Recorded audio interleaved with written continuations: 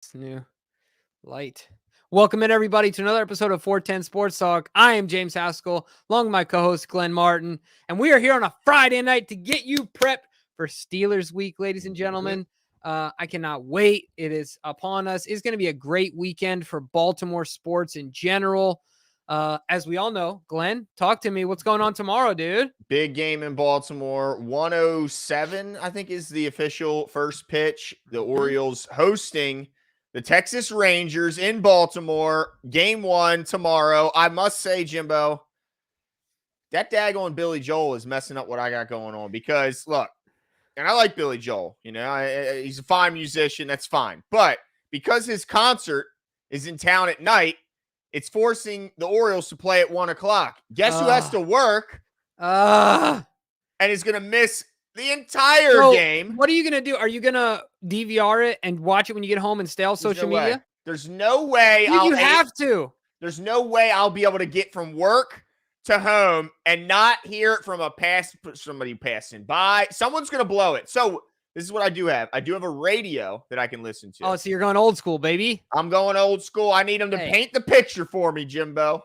I tell you what, man, that sucks though. It does, man. You know how I feel, but I know you've been riding all year, man, and all my life. That's right. You bought stocks low, dude. At the low, they were literally the cheapest when I got it in the whole league, by far. And look at them now, baby. Look at them now. That's no, and I tell you what, it's gonna be fun on Sunday too because we got the Ravens at 1, got the Orioles at 4. Dude, you're gonna miss part of that game too. Look, life's tough. You know, it is what it is. But I'm gonna try and make the best of it and not be too upset because it sucks. It does, you know. But now I want to assure the chat that Jimmy's hair is fine. It's been fine since this morning. You know, we're okay. We're doing good. Well, when it's shorter, it's a lot easier. That's right. You don't wake up and it's not absolutely a lion mane, insane. Dude. Oh my gosh, yeah. But yeah, I used to have the white afro, dude. Oh yeah. When I was a little kid. Woo! That's a good look. I think you should bring it back. My hair's not like curly enough anymore. After that, that first couple haircuts, it just kind of. Well, look, we're excited. It's a big weekend in Baltimore. Huge game for the Maryland Terps taking on Ohio State, who I think is number 4 in the country right now. It's a big game because look, they're 5-0. They wanted to prove that they can handle and run with the big boys. Well, tomorrow's the first step. Got obviously the Orioles playing, and then look, it's still Steelers week here in Baltimore. The Ravens have an opportunity to really put the Steelers in a bit of an early hole, and the Ravens, can start to separate themselves from the division this early on, which is crazy to even think. But if you look around the division, they certainly have a chance to do it this weekend. So we're excited to get into it. Of course, we'll have our guest, Chris Carter, who covers the Steelers for a bunch of different outlets, including Locked On Steelers. So we're excited to get his take and kind of get a little insight because there's a lot going on in Pittsburgh. There's like a lot of drama. I mean, they found the offensive coordinator's burner account on Twitter, which he started using his work email. Oh, dude, you want to talk about lack of technology? What am I looking for? Like technological awareness, technology competence, literacy. Yeah. There you go. Like technological literacy, dude, you're a dummy. Crazy, right? Like you're a dummy. Like you don't think people are going to figure that out? You don't think everybody in the IT department knows all of your emails that come in and out? So when you get a verification email from Twitter, you don't think that they could access that if they want to? Yeah, they can. Crazy. It's like, you know what it makes me think of? You seen Creed, the first Creed? When Rocky's like, he takes a picture of the drills that Rocky gives him. And he like gives the paper back to him. He's like, wait, what if you break your phone? He's like, it's okay, it's in the cloud. And Rocky's like, looking up, yeah. What cloud? It's like, dude, are you stupid?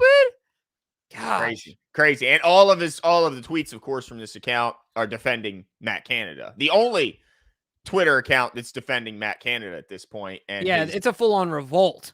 Yeah, it's bad news. So it's not looking good. But it does look like they're going to have some luck in the health department, at least surrounding their quarterback, which I think is typically where we like to start off when we talk about who's playing, who's not. You got to start with health. So I'm going to see if I can pull it up here. I have the injury report for the Ravens. I'm trying to find one that consolidates both the Ravens and the Steelers. But I gotta ask you a question about the Ravens Yeah.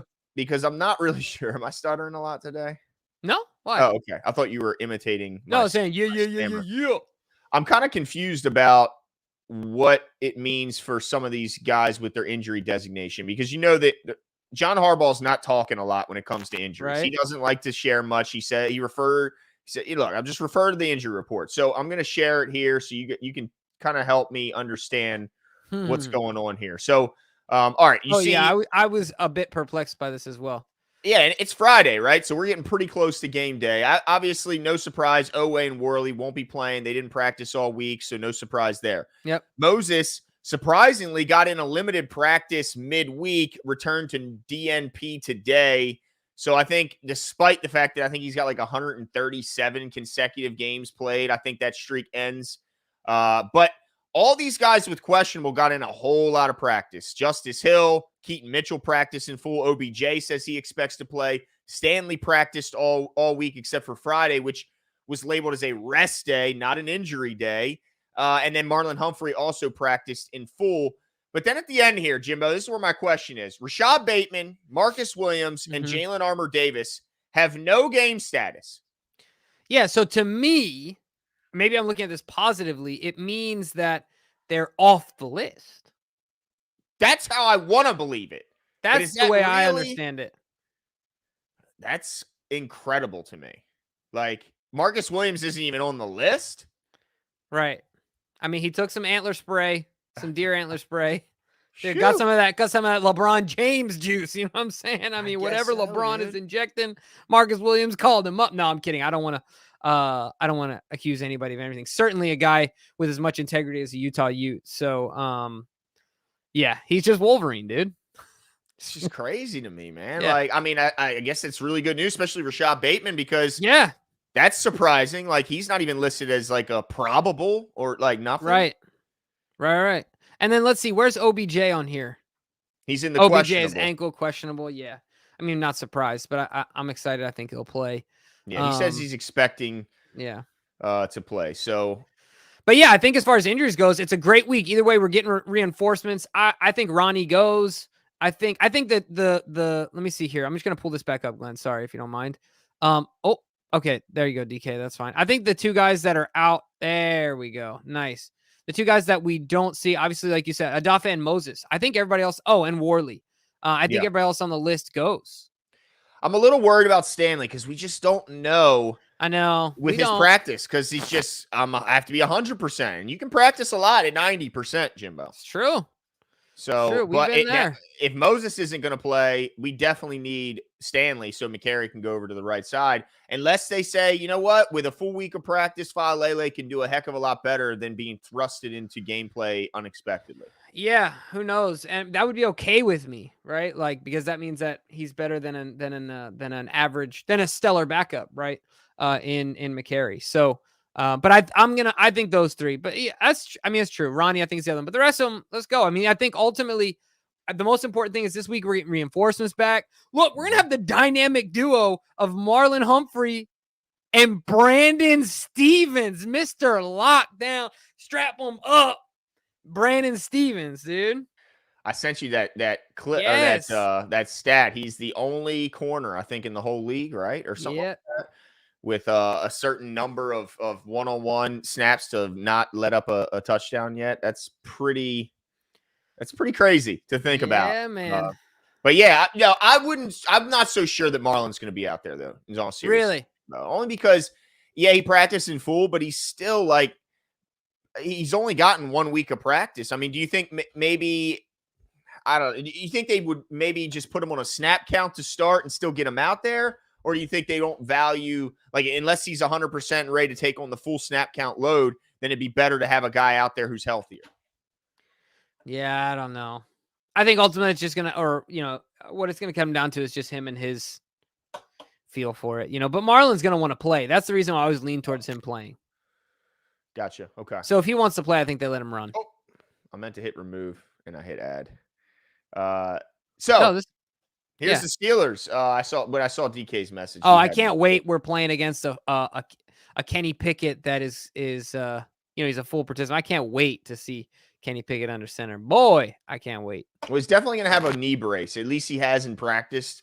He has in practice had a knee brace on, but surprising to see him out there, despite the fact I think it was a bone bruise, which I guess is more of a pain tolerance thing. It's not something he can worsen by playing on, but still kind of surprised to see him out there. Wasn't playing good, particularly well before. Oh, that was my mistake. No, wasn't playing particularly well before this injury, but I still think he's the better player than Trubisky by a slight margin. So I guess that's good for them. What do you think about Najee getting a limited practice in today? Yeah, I think the more Najee plays, the better it is. For the Ravens or for the Steelers? For the Ravens, for sure. So bring it on, Najee. We won 100% of snaps. Najee Harris on the field. Looks like he's running in mud. But this is, I think, the two most important people on this list, in my opinion, that we know are not going to play is Freiermuth. I think it's a big deal. And then isn't Daniels the left tackle, or am I confusing him with Okafor? Yeah, I think they got that the guy from Georgia. What's his name? Well, yeah, but he hasn't been the permanent starter, has he? I'm pretty sure he hasn't been the permanent. Yeah, we'll have to ask more about, because they're going to switch him over to left tackle, and I think that whole thing is going to be a big deal for them to have a vet guy out. So to me, the offensive line health and Freiermuth is going to. Those are the ones that I think are a huge deal here, at least for the Steelers, in my opinion. No, I think you're right. I think what I heard read today that the Steelers haven't been necessarily good up front anyway, and then they lost 2 starters for this upcoming game. So, yeah, they're obviously struggling up front, but also I think a big name on this list is Alex Highsmith. I mean, he's a talented pass rusher. He did get a limited session in on Friday, which, leads you to believe he's likely to go, but he's still got the questionable tag, and if they don't have him, that's going to make the Ravens' job of blocking for Lamar Jackson a heck of a lot easier. Then they can pretty much just single out TJ Watt and try and bottle him up and let other guys beat him. You know what I mean? Yep. And speaking of which, this is completely unrelated, but coming off the list, I'm going to remove this because I want you guys to see the gratification, the here we go. Joy in my face. Oh, don't look so happy. Dude, Cooper Kupp is back, baby. Oh, that's right. Cooper Kupp is back, baby. I'm going to come out the basement. Let's go. I cannot wait. 17 points. Let's go. I'm a bit nervous, actually, this game, that I might be jumping the gun, but I can't have him do too well because I got Nakua on my team. And, you're gonna run into a problem with old Coop back, dude. Let's see. It's gonna be interesting. Numer says Scove Ends. I think this is. I'm not saying that right. Glenn, you are not cool enough to be saying I'm that, not dude. at all cool enough. I don't know if I have anyone in the area or at ear's reach that can step in and be cool enough to read this. Where's Cam when you need him, dude? I know, man. Great weekend to be in Baltimore. What up, Glenn? What's going on, Numera? Appreciate you coming out. Always like to see you in the chat. Numera is the only person that conscientiously spells your name with one N. Yep. And you're okay with it, I think, at this point. I'm good with it because I know that's just the. It's his love language, dude. Yeah, exactly. That's all it is. Just his love language. That's far too true. Ravens O's Nation says, let Kenny play. We owe him a beatdown for last year. He certainly broke some hearts last year, and wouldn't be mad to see him get some get back here. Shout out to Cole Jackson in the chat, says Nate Herbig is their right guard, and he stinks. Yes. So shout out to Cole Jackson, who, by the way, went after somebody else today. On Twitter. You guys. No, the biggest thing is that Cole tweeted that he's getting a mic, stepping the game up. Yeah, buddy. Can't wait on Tuesday, Cole. I think he already had it, didn't he? I don't know. I just saw a tweet about it. Oh, he hadn't had it yet. Okay. I'm excited. So I don't want to miss a word, man. And then last one here from Sean before we bring in our guest. Sorry, DK. Warms my heart to know James and I feel the same about Najee. I don't think you guys are alone neither. I think more and more people in the city of Pittsburgh are starting to feel the same way about Najee as James did a long time ago. But Cole Jackson called out some fan who said something about Kenny Pickett's going to have his best game of the year, and then he pulled the receipts. Cole said, is this you? And it was an old tweet that said Mason Rudolph will be a better quarterback than Lamar Jackson. Oh, geez. He kept the receipts, bruh. Oh, geez. Well, that's bad. Yeah. That is bad. I've had some bad takes. That's about as bad of a take. I'm glad people don't keep all my receipts. I'm glad Cole hasn't checked Cole, please do not scour our Twitter 4 years ago. Travis, it's because I thought you did it accidentally. Numer does it purposefully. It's different. Yeah. Right? It's totally different. It's out of love. That's the thing. But without any further ado, I'm excited. We are excited to bring in our guest this week. He is the man of many hats, the one, the only, Chris Carter. Of course, is a writer at Pittsburgh PG. He is on Locked On Steelers. Of course, he's the co-host. He's always on TV, if I'm not mistaken. This guy is everywhere when it comes to Pittsburgh. Chris Carter, the Chris Carter that is on TV way more than the Hall of Fame Chris Carter these days. How's it going, man? Welcome to the show. Thanks for having me, guys. Great to be back. It's been a minute. I know. It looks like you upgraded the light game. Oh yeah, just and a little the bit, mic, dude. Look at the mic. Oh, okay. sir. Yeah, we made a little move. We're in a new house in Pittsburgh, so that gave me a chance to expand my desk. So we're in a little bit better of a setup right now. Damn, let me tell you what. My office right now is my mother-in-law's bedroom, so I'm totally jealous of this because I have like a 2x4 footprint is about all I have right now. So that's awesome, man. Glad to hear it. How you been? Man, I've been good, man. It's wild times in Pittsburgh at all times, man. The crazy things happen on the football front all over the place. But it's blessed to be able to cover sports, man. Just like, to be able to go at the end of the day, people are like, oh man, it must be rough talking about the Steelers when they lose. And I'm like, not really, because it's still football. I still get paid to go watch a sport, go talk about it afterwards, and go to sleep. So I'm living the dream, gentlemen. I love it. We certainly agree. Now I got to get right into the drama with you here, Christopher, because look, Matt Canada's gotten a lot of criticism nationwide as well as in Pittsburgh. And, some of the stuff that's pointed out about the predictability of his play calling and how he runs his offense. And then they come out and they may have found a burner account here, Mr. Christopher Carter. So what the heck is going on with Matt Canada? Is it as bad as it seems nationally? So first, let me address the burner account thing. I actually did a TikTok and an Instagram reel about that whole burner account. That's fake. Like, that's not Matt Canada. That's a Steelers fan trying to set Matt Canada up. The way I was able to show this is people showed like that's the Steelers work email account. Yeah. No, it wasn't, because the Steelers work email accounts all start with their last names, not MA, and there's not even a full first name in them. And it's not Steelers.com at the end. So I was like, that's somebody spoofing. Somebody's spoofing over there. Exactly. And you can't, when you request a password from Twitter or X or whatever it's called now, it doesn't give you any highlighted email that's like blocked out. You have to give them your own email. So like whoever did that was working overtime. And when they brought up the Boswell thing, which is from a video when they beat the Buccaneers last year, there was at one point Canada walked into the locker room and Boswell comes in like a few seconds later and it looks like he says, "It ain't because of you, I guarantee you that." And they're like, "Oh, he's saying Matt Canada didn't get the win." I was standing right there when it happened. I was pretty sure Matt Canada was like in the locker room and didn't hear what Boswell said. So like there was a lot of hoopla over nothing. So do not buy into the burner account nonsense. Okay. Now, do buy into Matt Canada has not been doing a good job. And I'll say that I've been saying this on the Locked On Steelers podcast and the North Shore Drive podcast for the Pittsburgh Post-Gazette. I've been saying this everywhere.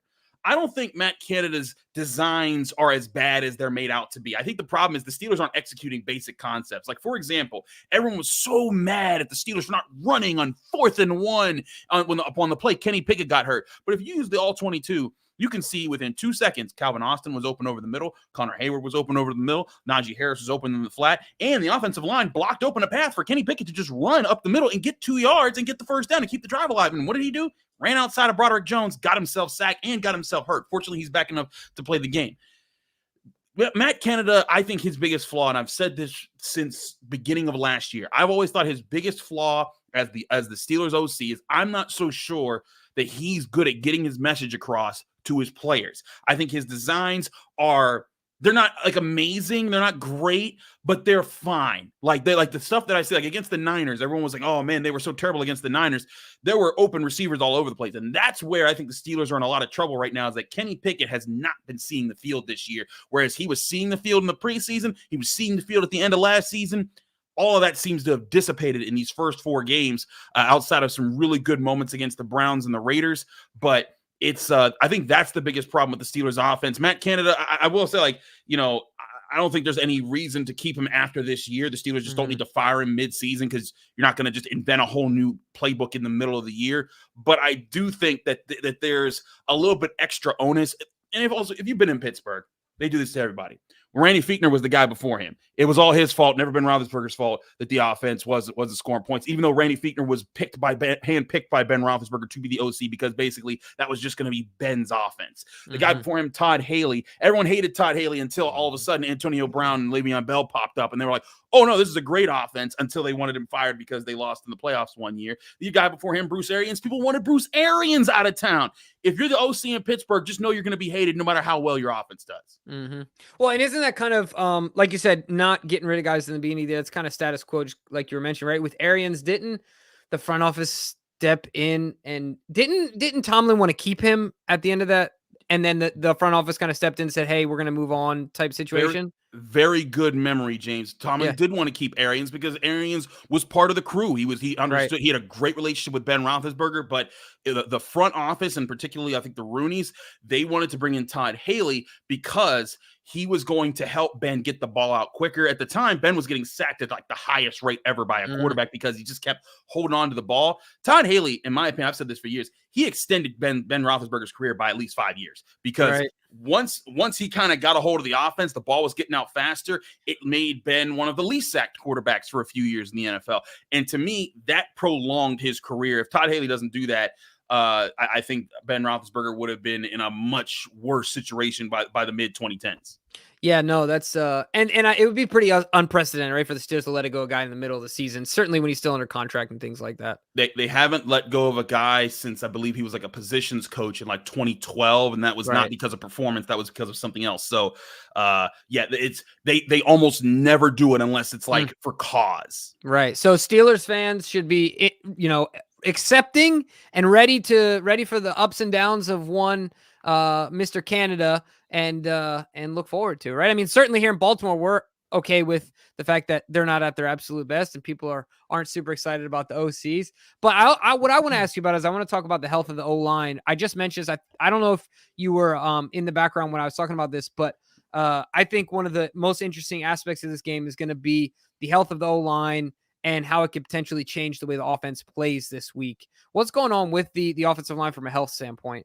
Well, for one, they're going to be missing James Daniels and Dan Moore Jr., but I honestly think that might be a blessing in disguise for the Steelers. Not that Dan Moore Jr. is so terrible, but Broderick Jones is the guy they traded up for in the first round. They were kind of letting him ease into the process. I talked to former Steelers Super Bowl champion offensive tackle Max Starks. He's like, listen, a lot of Steelers fans wanted him to start day one. He was like, guys, you don't make a gourmet meal in the microwave. You make it in the oven. So he's been vouching, hey, let Broderick Jones just take in the NFL slowly. But now an injury is going to thrust him into the starting lineup. He wasn't outstanding last week against the Texans, but he was actually kind of decent, especially when they got running the ball. That's where Broderick Jones is going to be the best at. When they want to run the ball his way, he is big, physical, he is athletic. He is going to be tough to stop in those spots, and that's where he's going to be an asset. Now, James Daniels, that's another story. Nate Herbig, who is the right guard that's replacing him, did not have a good first outing with the Steelers last week against the Texans. I had him as one of the worst graded guys on the offensive line for that game. That could be a problem if he's out there, if he doesn't get it together. But also, I think the one thing is the Steelers, they are kind of, coalescing as an offensive line. This year they've dealt with some injuries. Last year they were the luckiest offensive line in the country. Every single starter started all 17 games last year. So that rarely happens. I think it's starting to come back around, just the injury luck of how things work in the NFL. But I think Broderick Jones will be fine in this game. I think the biggest thing, can he pick his blind side? I think the Steelers are going to try and help him as much as they can. They've got Darnell Washington in at tight end. He's a really good blocking tight end and a former teammate of his at Georgia. I think they'll have a good rhythm. Jalen Warren, Najee Harris, both good pass protectors. I think they'll help that. The biggest key for me is going to be, can this group come together? Najee Harris challenged this offense on Wednesday after practice, and I was there for that. He was talking about how we came out, we've been soft. We have to turn that around. You cannot be soft in Ravens week. And that's where I think the Steelers' biggest tonal shift has to be in this game. It's not about Matt Canada and play calls. It's a little bit about Kenny Pickett and making smarter decisions, but it's a lot of bit about on both sides of the ball being more physical at the point of attack, being the type of team that Mike Tomlin was talking about them being all through the offseason. Who's challenging Najee Harris? I'm going to dispel this myth. Jalen Warren is not challenging Najee. I know there's some Steelers fans. They're like, oh, come on, he can be Jalen. Listen, Jaylen Warren, a lot of his runs happen because no one's looking for Jaylen Warren. And I like Jaylen Warren. Like he's awesome story, undrafted guy, came up. I talked to the Steelers running back coach. They said, Chris, we thought he was the sixth best running back in his class. And when he was undrafted, we said, we're definitely getting that guy. But he's not taking Najee Harris's spot. And if you look at some of the runs that Jaylen Warren has been able to get, oftentimes it's because defenses aren't looking for him, or he'll run into a set where the run defense wasn't looking for him, or they weren't overcrowding it. Oftentimes, Najee Harris is getting the ball. Everyone is going to the line. They do not want to let him get started, because they know if they let him get started, it's gonna be bad for them. As the Texans started to find out in the second half last week, Najee Harris was even getting hit in the backfield and still getting 15 plus yards. In fact, Najee Harris has the most 15 plus yard runs in the NFL right now. He also averages almost a full yard per carry more than Jaylen Warren. So I think Steelers fans, there's some out there that they hold a grudge against Najee Harris because they don't believe in drafting running backs in the first round and all that. I think Najee Harris, someone pointed this out. Najee Harris doesn't have great numbers, but his numbers are very much lock in step with Marshawn Lynch's numbers when he was with the Bills. Mm-hmm. And it's a similar situation. Forming offensive line, not a real passing game in his first few years in the NFL. I think that as things progress for the Steelers, if they can get better on the offensive line, if Kenny Pickett can just be a little bit more efficient with the ball, that's going to open up the doors for Najee Harris to succeed. Mm-hmm. Now, Chris, I want to ask you a question a bit about off the field. We talk a lot about the Steelers Ravens rivalry. And of course, being older, we're not old, but older guys, we all remember the glory days of Ravens Steelers. Now, I think that postseason matchups certainly help make the rivalry more intense, and we haven't had those as of late. But what's the city of Pittsburgh feel about this rivalry? Is it still Baltimore being the most, hated rival, or is maybe one of the other North teams starting to take a little bit of that?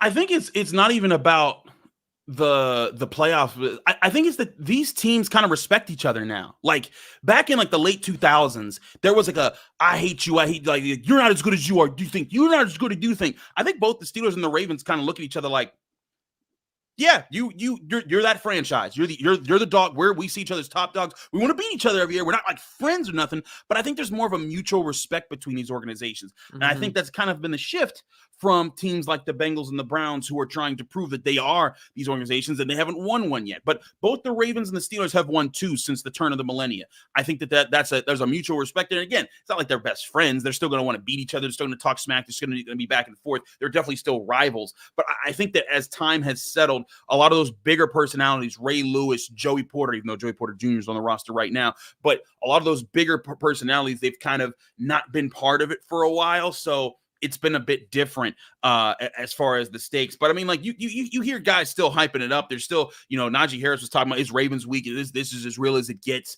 He snatched the Ravens fans flag last year after he scored the game-winning touchdown. You hear Patrick Queen and Roquan Smith talking this week about the Steelers. These guys still care about it. I just think that there's not the huge personalities that we saw for years about this rivalry, nor like the crazy hits. I mean, this rivalry was all based on physicality. Haloti Ngata breaking Ben Roethlisberger's nose through his face mask. Ray Lewis hitting hard. James Harrison hitting hard. Hines Ward hitting hard. All those things. Those are less part of the game, and so I think that's less part of the animus in this rivalry. Yeah, no, you talked about Joey Porter Jr. I want to talk about Joey Porter Jr. and what's going on in the cornerback, position for the Steelers. Patrick Peterson comes over. He's a vet. You got Joey Porter over there. Patrick Peterson calls Zay Flowers a munchkin. So I'm looking forward to learn a little bit about this cornerback room. How have you assessed them so far when it comes to that room in general, specifically those two guys, being that they are first-year Steelers? Yeah. So Levi Wallace is still there. He's kind of the veteran holdover that they kind of have there. And he started off real rough this season. I think he rebounded. Like his first two games were two of his worst games ever as a Steeler. The last two games, I think he's held in there a little bit better. Patrick Peterson, he's been so hot and cold. I mean, like there's times where he's like in the Raiders game, he was solid in doing what he had to do in the moment. He had a big interception. He's had some good breakups here and there, but against the Texans, Nico Collins just took his lunch. And I think that there's Patrick Peterson. It's like there's still that respect for him, and the Steelers want to play their veterans because they're going to know the system. They're trying to get the communication down. Joey Porter Jr. is just waiting for his chance. He's been getting, little chances here, little chances there, more and more spots. He's been targeted, I think, like 6 times and only allowed 1 catch so far this season. It is my opinion. I think Mike Tomlin and the Steelers coaching staff, I think they're playing this card a little bit too long and waiting to give Joey Porter Jr. starting time on the outside. Let him work on the outside. He's fast. He's physical. He's aggressive. He's going to be able to play that role, and that way you can move Patrick Peterson around in different roles if you want. But I think Patrick Peterson, at this stage of his career, he's more of the wily veteran than the super athlete cornerback that he used to be. And I think that's where the Steelers need to see improvement in their secondary is their cornerbacks haven't been there. I also think the Steelers are kind of making a mistake right now scheme-wise with how they're using Minkah Fitzpatrick. Minkah Fitzpatrick, as you guys know, normally he's that middle free safety. He either's deep in the middle or he's playing the robber in the middle, and he's tricking you on where those spots are. Now the Steelers are putting him at outside corner, slot corner, extra linebacker, and as well as both the safety positions. And I think doing all of that has kind of taken – he's still good. Like he's still, in there and making a difference. But in doing that, you've taken away his best attribute, and that's him taking away the middle part of the field and scaring people from throwing there. And I think that's another mistake the Steelers have had. So this secondary right now, this defense, their whole thing is they've been turnover crazed. If they're getting turnovers, if they're getting to the quarterback, or if they're preying on quarterback's mistakes, they're playing well. But if you're running right at them, they haven't been strong yet. Granted, they're missing Cam Hayward. That's a big deal, but they got to overcome that. They added defensive line depth to address that. I think that they need to see better performances there from their run defense, and then especially if they do that, that allows their pass rush to get in order. But if the Ravens can run the ball, keep their 2nd and 3rd downs to like 2nd and 4, 3rd and 2, those type of situations, they'll be able to take the Steelers defense's lunch on Sunday. Yeah, it's crazy to think about a Steelers defense. When I saw the numbers, what they've given up to number 1 receivers throughout this season is just crazy to think about. But so I'll be hoping that Zay has similar numbers to those other guys, which I think it's pretty clear he's the number 1 here in Baltimore, even with OBJ expected to play. Yeah, it's pretty clear. And to credit Jimbo here, he called it day 1. Kadri Ismail said he was crazy. And Jimmy said, on our show, during a live event, the Rocket said he was crazy. He laughed me off the set, Chris. Laughed me off the set. Yep. Listen, I covered Zay Flowers when he was in the ACC at Boston College. Whenever Pitt had to go up against him, I'm like, that dude's about to have a good day. Like, I just seeing him, I know how bad he is. And like, I feel like Patrick Peterson is trying to do the veteran thing where he's like, he called him Munchkin, but he also praised him. He's like, that dude is fast and explosive. And I feel like he's trying to egg him on, but also let him know there's a respect level there, but he's still a rookie and all that. But the Steelers very much know Zay Flowers is going to be, he's going to be on his thing. They finally found one, Chris. Yeah, right. It has been a minute now. It has been a minute. And I think that's the coolest thing about this Ravens offense is that finally Lamar Jackson got some weapons, right? Finally. Like whoever that was that you guys were calling out for saying that Mason Rudolph was a better quarterback in the draft than Lamar Jackson. I was one of those people that was telling everybody Lamar Jackson's that dude. I remember writing an article that Lamar Jackson needs to be the 1st round pick quarterback that the Steelers look at, and everyone's like, "Oh, Mason Rudolph would be that guy," and they got him in the 3rd round that year. But I was like, y'all are stupid if you think that Mason Rudolph is anywhere near the level of Lamar Jackson. And I think that now you're starting to see Lamar would get used to Zay Flowers, Mark Andrews is still there. If ODB can come back, I think Lamar's going to be back in that conversation with the top quarterbacks in the NFL. I like how you called him ODB. That's old dirty bastard, Chris. You're showing your age here, Chris. You're right. What am I doing? I'm a hip hop fan. What you talking about? You're showing it, man. All right. Well, we got to know your prediction for this Sunday. It looks like Kenny Pickett's going to be out there. You'd know better than us. What do you think happens? Now, really quickly, Chris. Chris, before you give your prediction, if you remember, you are the guy that in 2019, you called the Steelers to beat the Ravens when you guys had a backup quarterback, I think. Yeah, was it Rudolph? Yeah. Was it Rudolph? No, it was Devlin Hodges because Duck Hodges. So my question to you, just like Glenn said, I just want to ask, what's your prediction of this game? Because I'll never forget that. Because look, Chris, shout out to you. That was back when we were a pod. We weren't even on video yet. And I remember when you made that prediction, we're just listening to you literally in a Zoom. And Glenn and I looked over at each other because this is how ghetto our setup was. We shared a microphone. Shared a mic. So we were like this, right on, and I looked at him and I was like, This guy just picked the Steelers to beat the Ravens in 2019 with a backup quarterback. So my question is, just like Glenn said, what do you think happens this game? Jeez, my word, fellas. I mean, Devin I didn't Hodges say any of that, Chris. I didn't say any of that. That was all Jimmy.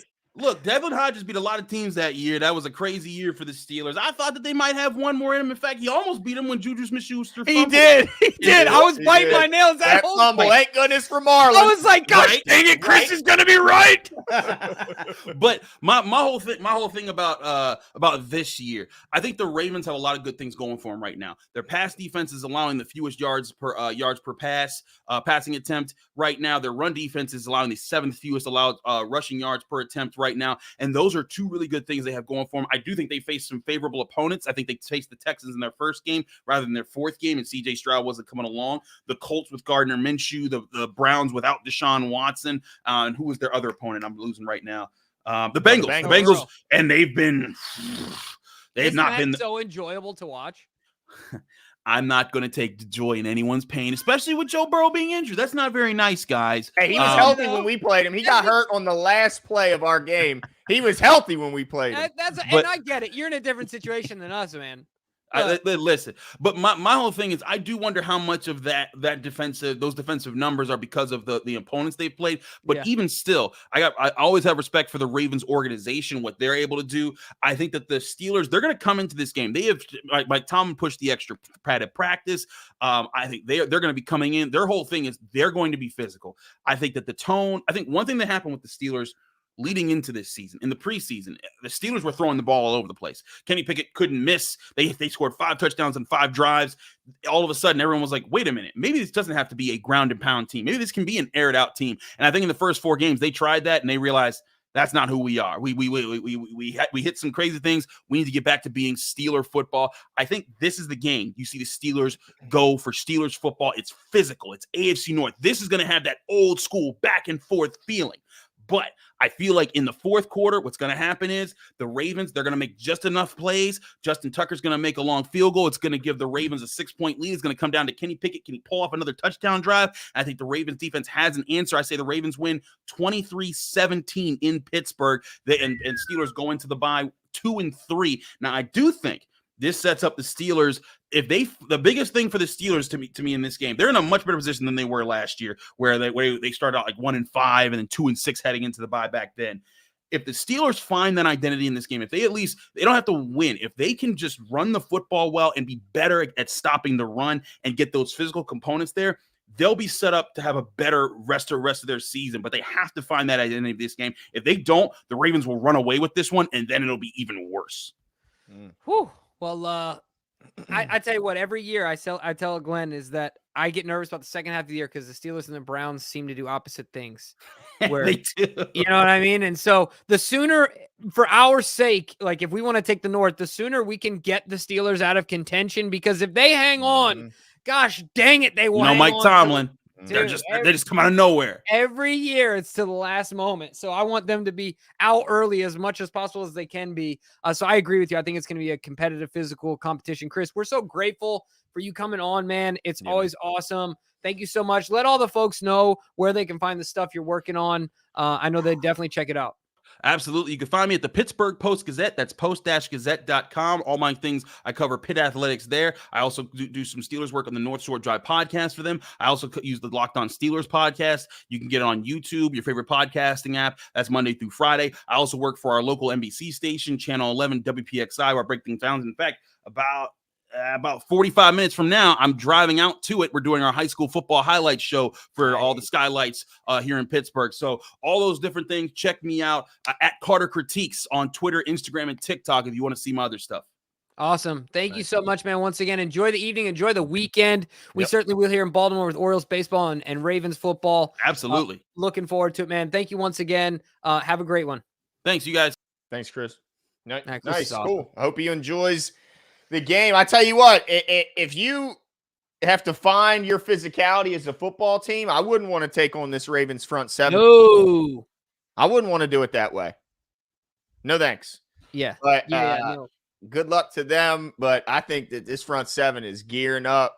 Every week they're getting better. And I tell you what, I'm excited that if the media still believes in Najee Harris. You keep on believing. Don't stop believing. Because look, that's fine with me. Like, go down with the ship.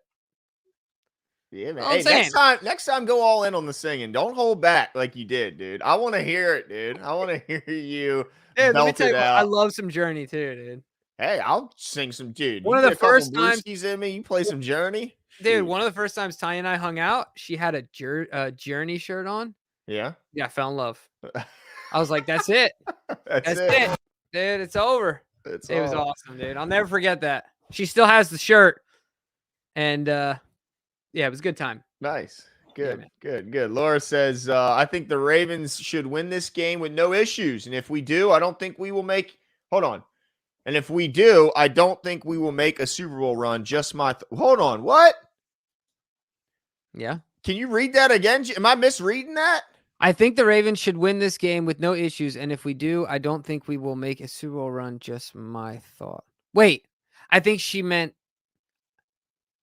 I do think we will make a Super Bowl run. Laura. Oh, yeah. Opposite. Sorry. So she says, yeah. All right. So we got you. We got you, Laura. Yeah. Yeah, I hope you're right. I mean, look, I think Chris said it nice. Like he said it correctly. The Ravens have a lot of good things going for them right now. I think it's a bit more than that. I think that's a very warm thing to say about the Ravens, right? But like, I think we have more than a lot of good things going for us. I think we got a hell of a good football team from top to bottom. Yeah, we ain't perfect, but I think we got excellent coaches, excellent coordinators. I think the Ravens are just a high quality football team right now. And the NFL is starting to realize you can blame it on the backup quarterbacks we played against, whatever. That's fine. Joey B, you say, I mean, look, before the season started, everybody and their mom was on Joey B, right? With his fake swag. Yeah, with his, yeah, right, exactly.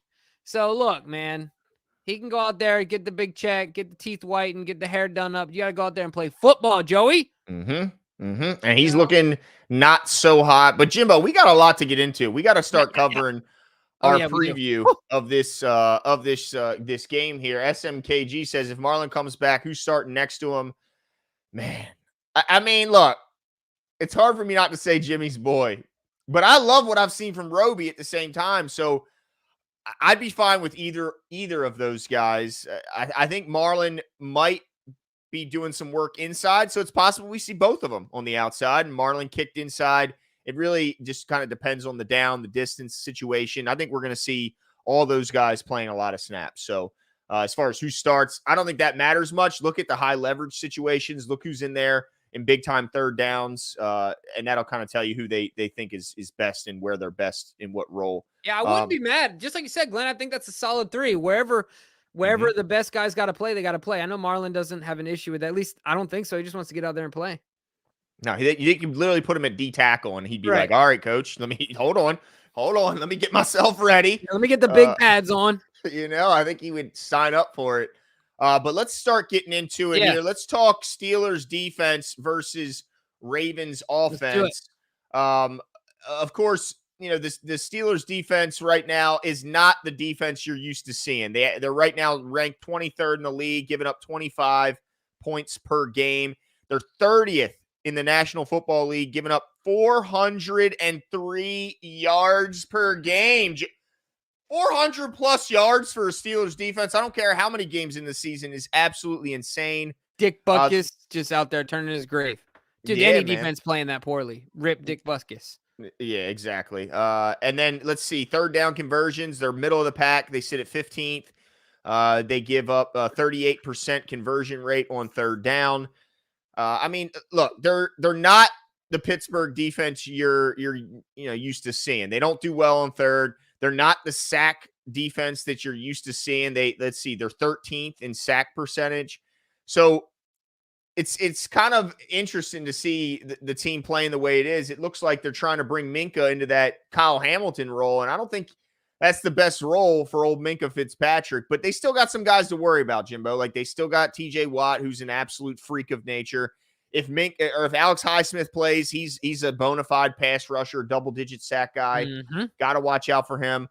I'm perplexed by Joey Porter Jr. Like it's like Chris says that they're holding him back, but aren't coaches holding guys back usually because they don't think they're ready? Like they're not holding them back because they think he's going to go out there and play like an all-pro tomorrow, right? Like, or that if that was the case, he'd be starting out there.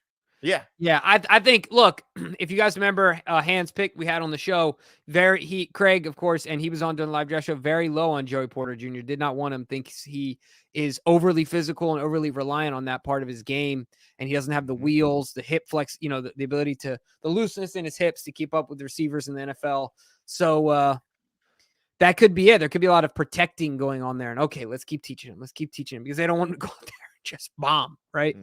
So, yeah, it's going to be really interesting to see how that goes from a matchup standpoint. But like you said, it's a Steelers defense. I mean, 403 is putrid. There's no other way to put it. Crazy.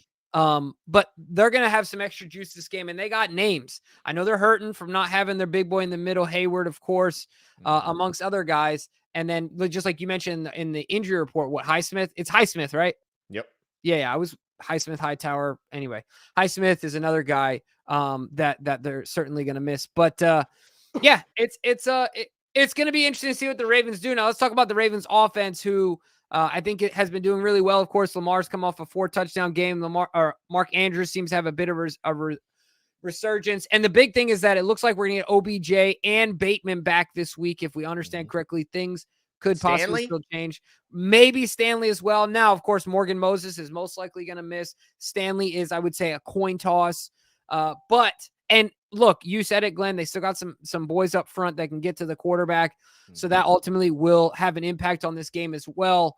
But as far as my offensive key to the game, Glenn, I'll tell you what it is. And I've said it before in the past, and I don't mind repeating it, but it's really run at the pass rushers, right? Get one TJ Watt with his hands on his hips, breathing deep. But the reason why it's going to mean so much in this game, you talked about the 403, because I have no confidence in their secondary's ability to hang with our receivers right now, or Mark Andrews. I feel that they feel very poorly about these matchups. So if early you get some doses of Gus, you hit them in the mouth a couple times, you get them back on their heels, right? And then you get a little play action game in there. Look out. I think my key to the game was going to be to push the ball down the field, like take more vertical shots.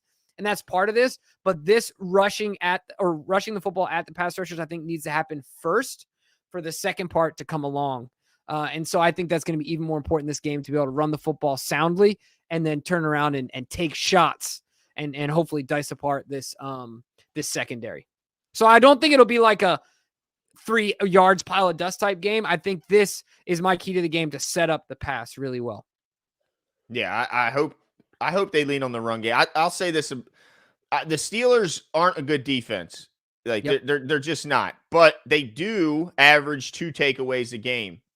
So when I look at this game, I think if the Ravens just don't hurt themselves, they're probably going to be in good position to win the game, because they don't score offensively. They scored like one of the games they won, they're only 2-2. One of the games they won, they had 2 defensive touchdowns and still barely beat the Browns. So I look at as long as my key to the game is don't turn the ball over. Punting is absolutely okay. Because I think the only way the Steelers stay in this game is if the Ravens turn it over and set up their offense for a short field, and maybe then they can punch it in and get 7. If the Steelers have to consistently go 75, 80 yards every drive, there's no chance they're putting up points. Like they might get in field goal range, but they're not consistently driving 75 yards and getting touchdowns against this defense. They're just not doing it. Kenny Pickett's not playing well enough. The offensive line isn't blocking well enough. I think even punting is fine. I would be more than happy if they go out and they just play. I wouldn't say conservative, but don't take any risks with the ball. Put the ball in the chest of the running back. No flipping the ball to the running back.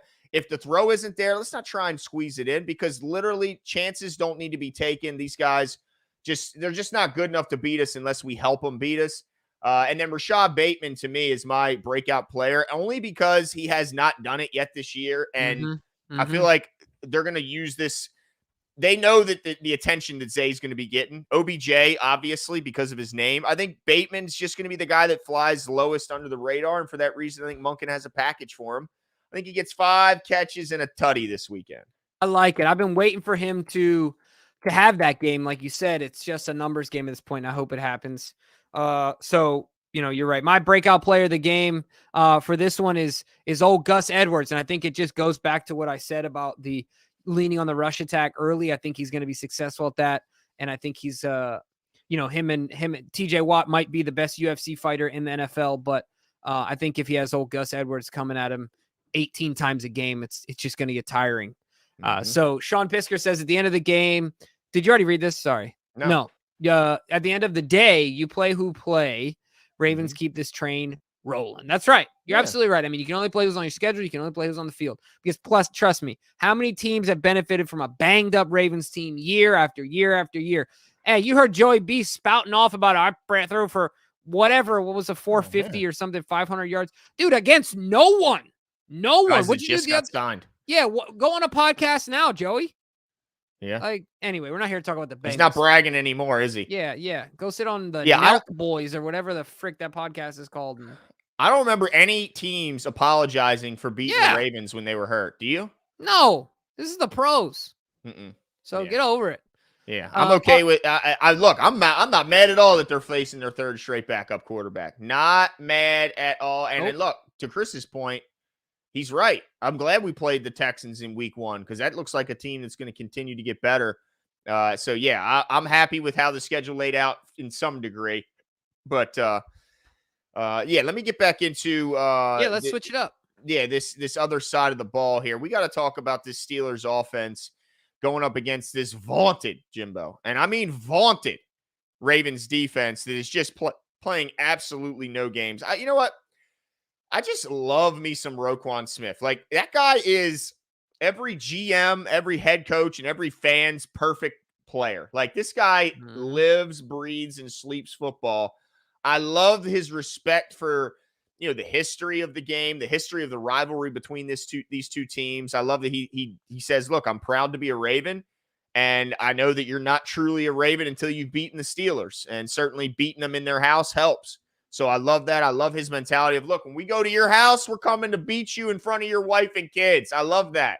I think he's bringing such swagger and toughness and confidence to this defense that I think it's going to be a long afternoon for the Squealers here, Jimbo. Of course, you got to keep your eyes on some guys. George Pickens is a talented 50-50 ball guy. Calvin Austin will take the roof off the defense, and he seemingly has a bone to pick with the Ravens because they passed on him in the draft. And then your guy, Najee Harris. Look, he's still going to get a lot of opportunities, so you gotta keep your eye on him.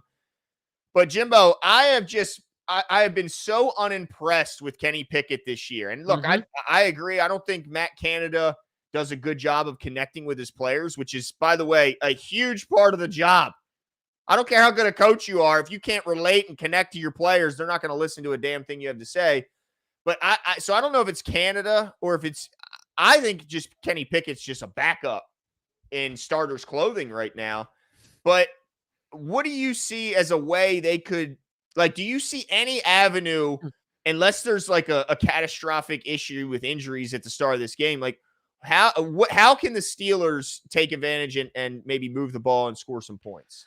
Well, yeah, if you're specifically talking, it's got to be short fields. It really comes back to their defense. If Lamar fumbles the ball a couple times, or we turn the ball over, via interception or something of that nature, I think that's the way that their offense takes advantage of. Even then, in the red zone, what's it 6.8% we're allowing touchdowns? I mean, it's crazy, and we're scoring 80% on our red zones. Yeah, so I think it's a difficult day for Kenny Pickett. I'm obviously a Ravens fan, but I don't know if I see a way that he can have ultimate success.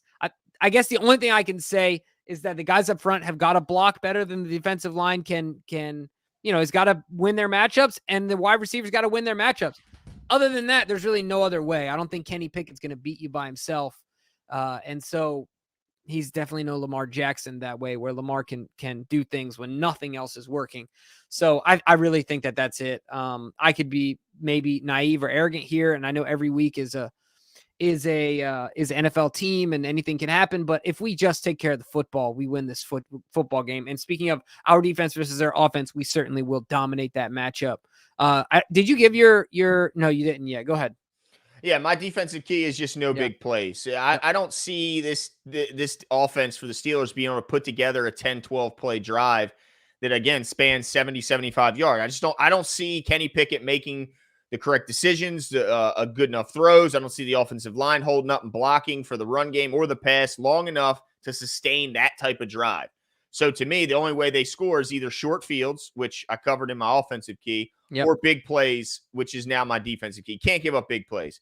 Can't let Calvin Austin run by you. Can't let George Pickens win a 50-50 ball, which we've seen him do against the Ravens in the past, even with Marlon Humphrey out there. You just can't, you got to limit the big plays. And look, I know Najee Harris, we bash him a lot, mainly because he seemingly always, we see him get compared to Gus, and we're Gus guys. But Chris is right. Najee does lead the league in 15-plus yard runs, and that's a big play to me. So to me, it's all about limiting big plays, both on the ground and through the air. I just can't imagine they can put together a 10, 15-play drive. So they have to do it with chunks. Limit the chunks, Jimbo. Couldn't agree more, Glenn. And who's your breakout player? It's Roquan. I mean, this guy's gonna have 15 tackles, Jimbo. He's gonna break up a couple passes. He's gonna absolutely, not only is he gonna sack Kenny Pickett, he's gonna drive him into the dirt with his sack. I mean, it's gonna be bad. I love it. Well, I'm gonna start with my breakout player before my key, because I think it's his running mate. I think I tell you what, when I heard PQ and I saw the look in his face about what Tomlin said to him, disrespectful. Yeah, man. Disrespectful. And let me tell you what, he's going to come out there high flying and physical. And I think he shows out this game and looks over at Tomlin, and gives him a little bit of love, if you will, as my player of the game, my defensive player of the game. And I've said this one before too, and it bears repeating. Make him one-dimensional. What I mean by that is they're having issues in the O-line. Left tackle is going to be out. They're putting the young guy over there, like Chris mentioned. I think, they're starting tight end is out. I think by default, they're going to try and run the football a lot. And guess what? That's okay with me, because it's not going to work out. But if you stop the run and make them start to pass, it's going to be a long, long day for one Kenny Pickett. He's certainly going to. How are they going to run the ball? I just don't see how. But I just don't know how they can do anything else. I think that's their only way, right? Is if you look at where their playmakers are, right, and what their offensive line, this young offensive line, can do. I think that's the only way where they have a potential to win their matchups is by being in a run-heavy offense. I just don't see it any other way.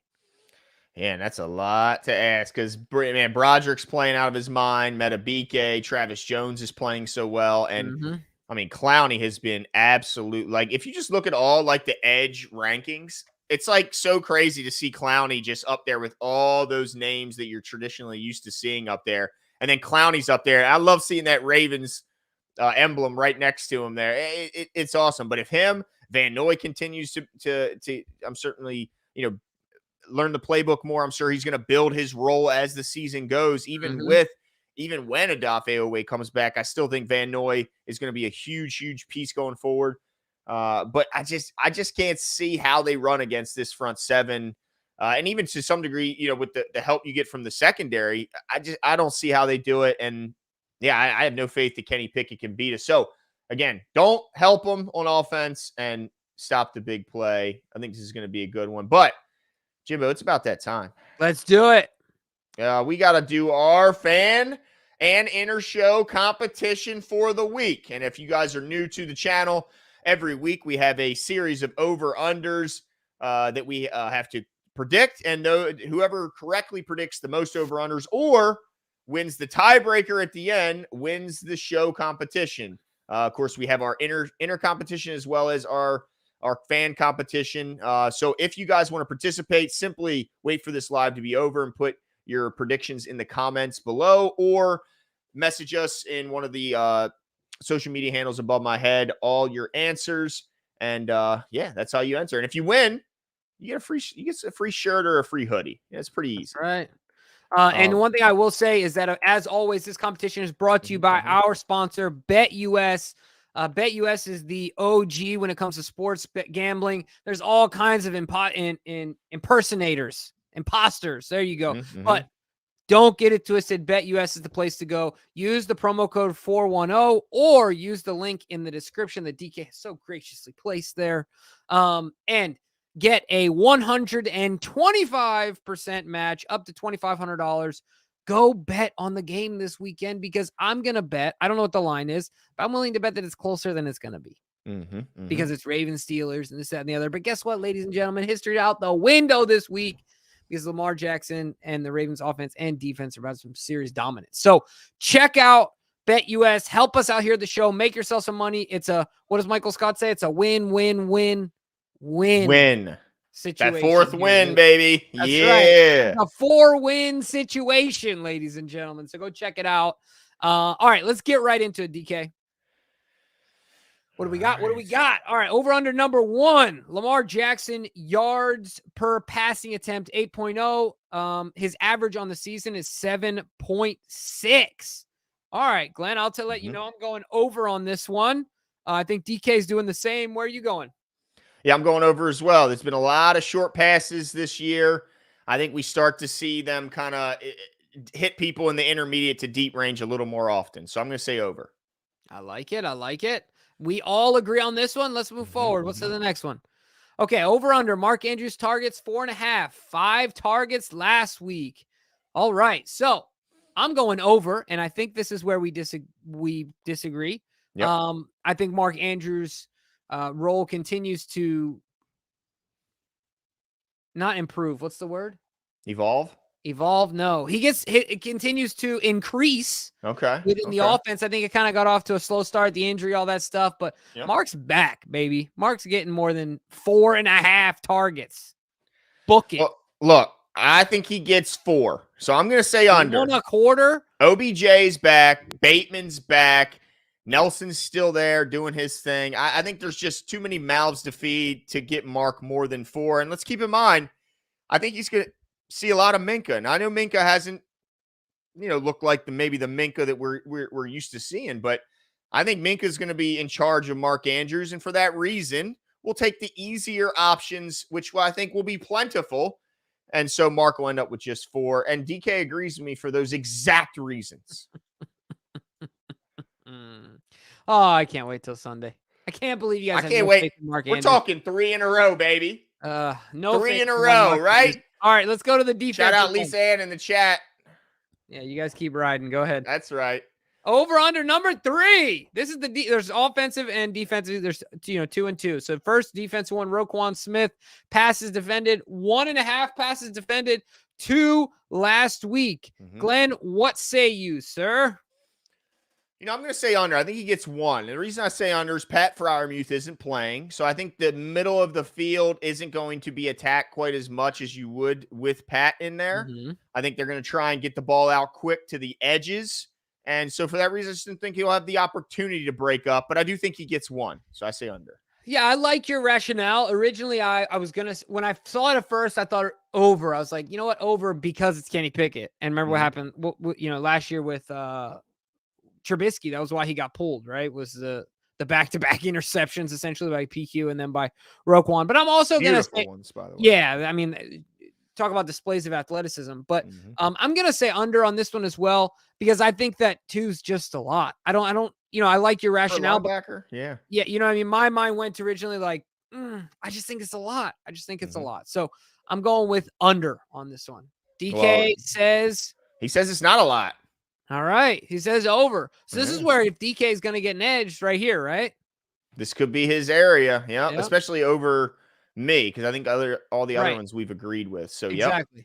All right. And then the last one, Kyle Van Noy, over under 1.5 tackles. He had 0 last week, despite playing a pretty decent snap share, being as though he was only here for like 4 days before the game. So I got to imagine it's only going to increase. He's going to get 2 tackles. Like he's going to play more on the edge. I do think that your guy, Malik Harrison, is going to do a little bit in the downs 1 and 2, but we're going to see a lot of Kyle Van Noy on 3rd down this week. So 2 tackles is what I say he gets. Yeah, I think that's a great point, Glenn. I also agree. I think just his load is gonna increase, and so I'm taking over as well. And so is DK. So we all align on this one. So we have a few differences here. Obviously, the 2nd and the 3rd, the Mark Andrews one and the Roquan one are really where the winning is going to be done. Now, if somehow, which I think at least between us internally, I don't think it can be a tie after the 4. But if it is, whether it's us internally or also you guys, that are submitting your guesses. The first tiebreaker is the total score set at 38 points for the over-under. And I went over here. I think the Ravens get a dominant victory. I think there's a chance the Ravens put up 38 points themselves in this game. So I'm going over. Ravens get the win. What about you, Glenn? Yeah, I say over as well. I think the Ravens win pretty handily. I got them winning 28-13, which would put it at 41 as the total. I think this game is over. This could be another scenario where we see Tyler Huntley. We saw him last week. Yeah. We saw him last week on the road. Why That's won't we see him again this week? True. I think it's an inferior team. You're absolutely right. All right, let's go to the very last one here. DK saying that this over-under for the points. Sorry, DK. You lost me. We'll move on to the next one and work on that later. DK is saying things in the background that are way above my pay grade. So, second tiebreaker is total yards to the Ravens, closest to the pin. He's saying he didn't make it up. He's saying he pulls it from Caesars Sportsbook. Yeah. So anyway, the over-under is from Caesars Sportsbook. So DK's got some juice behind these predictions. So it's not all wins. That's right. All right, let's go to the last one here. If after all that there's still a tie, the second tiebreaker is the closest to the pin and is the total yards for the Ravens. I'm going to let you guys know that I have the highest amount at 325 for the Baltimore Ravens. And I already know that if it comes to this, I'm going to win because there's no way the Ravens are going way under the Steelers' average offensively. So, Glenn, what do you got? I got 305.